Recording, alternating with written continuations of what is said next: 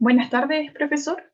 Junto a mi compañero Cristian Morales, vamos a hablar acerca de A Half Century of Development, en español, medio siglo de desarrollo, que fue escrito por Richard Cooper el año 2005.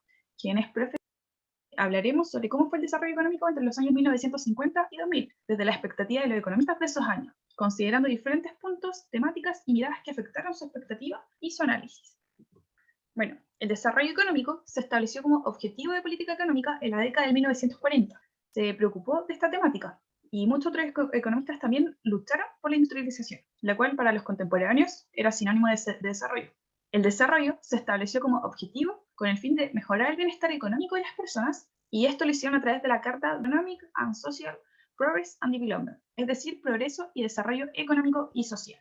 Bueno, como mencionó mi compañera, el término se comenzó a emplear a fines de 1940. Sin embargo, la concepción de este objetivo estaba asociado con crecimiento económico, y que este sería el que permitiría un aumento en la calidad de vida, como por mencionar algunos, reducción de la mortalidad, mejora de la.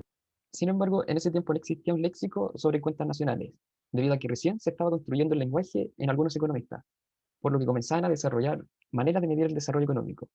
Podemos nombrar a un importante economista, Lewis, quien fue ganador de un Nobel por su trabajo respecto al desarrollo económico. 5% más para un país no era tarea fácil. Se requería de gastos en educación, servicios públicos y otros cambios de las instituciones. Lo mismo para el crecimiento de la población. Aún así, reconoció que existían países, que sí habían. Además, agregaba que el requisito principal era duplicar la tasa de formación de capital junto con la producción de habilidades necesarias para hacerlo todo con éxito. Bueno, en esa época se contaban con tres proyecciones cuantitativas respecto al crecimiento futuro.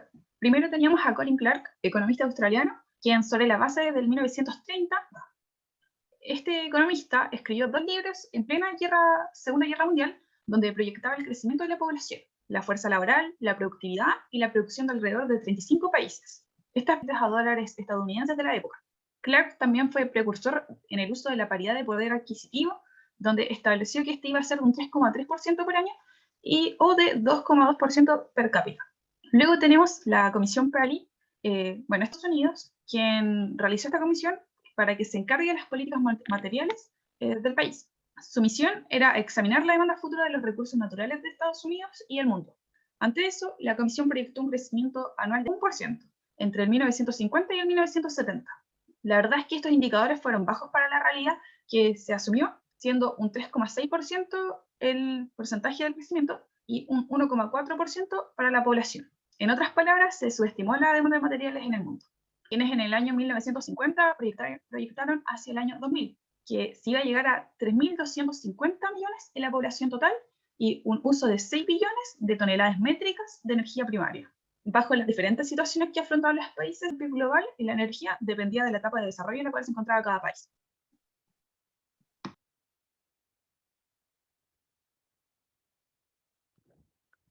Según las expectativas de Lewis, Clark y WWD, los aumentos en población y producción per cápita resultaron ser mayores a lo que habían previsto. La mortalidad infantil disminuyó, la longevidad aumentó, mejoró la nutrición y la alfabetización. Es decir, el crecimiento de la economía realizado estos economistas, por lo que se pudieron destacar tres características de la segunda mitad del siglo XX. Primero, fue un rápido crecimiento económico. Segundo, aumentó la población de 2.500 millones para 1950 a 6.000 millones a finales del siglo. Y por último, hubo una inflación extensiva con el deflactor del PIB de los Estados Unidos, 3,7% al año. A pesar de esto, se sigue teniendo dudas si es que el nivel de inflación contribuyó al crecimiento. Y por otro lado, tenemos que el éxito no fue de una manera uniforme ni tampoco perdurable en el tiempo, ni entre países, por lo que el desempeño inicial superó con creces las expectativas disminuyeron y como podemos apreciar en la tabla, el crecimiento en distintas regiones del mundo fue a tasas marginales decrecientes. Sin embargo, existieron problemas de medición en estos estudios, puesto que se utilizaron tasas de crecimiento a largo plazo como si representaran medidas razonablemente buenas, que representaban en su totalidad, pero sí lograban aproximarse. Bueno, algunos de los problemas fue que el PIB, al ser una medida de producción bruta actual, no considera ni resta ningún deterioro que pueda tener en el medio ambiente, como es en el aire ni en el agua. Segundo, la medición de la producción no tiene en cuenta los cambios en el poder,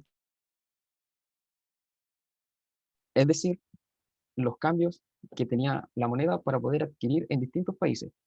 Y por último, que el PIB se componía de miles de productos y servicios individuales que crecen a ritmos muy diferentes. Esto hace referencia a que existen disminuirse o de forma contraria aumentar significativamente, lo que generaría diferencia entre la economía. Otro tema de interés para los economistas fue la posibilidad de llegar a una convergencia entre los países, es decir, que aquellas economías más atrasadas pudieran crecer rápidamente y estar al mismo nivel que aquellos países más desarrollados. El descubrimiento del término de convergencia condicional, el cual nos dice que países más pobres van a poder crecer a tasas mayores que los países ricos, condicionados a ciertos factores. Por otro lado, se determinó que la convergencia no es estática, que los avances están constantemente evolucionando, lo que le permite a las economías más ricas seguir creciendo.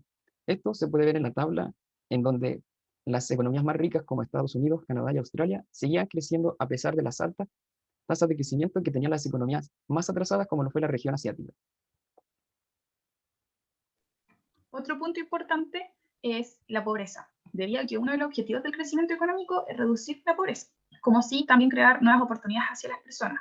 Entre países, las comparaciones o definiciones de pobreza están llenas de dificultades conceptuales. Esto por el Banco Mundial en el año 1990 para los países en desarrollo. La sugerencia del banco era que la pobreza debe definirse como ingresos inferiores a $1 diario por persona.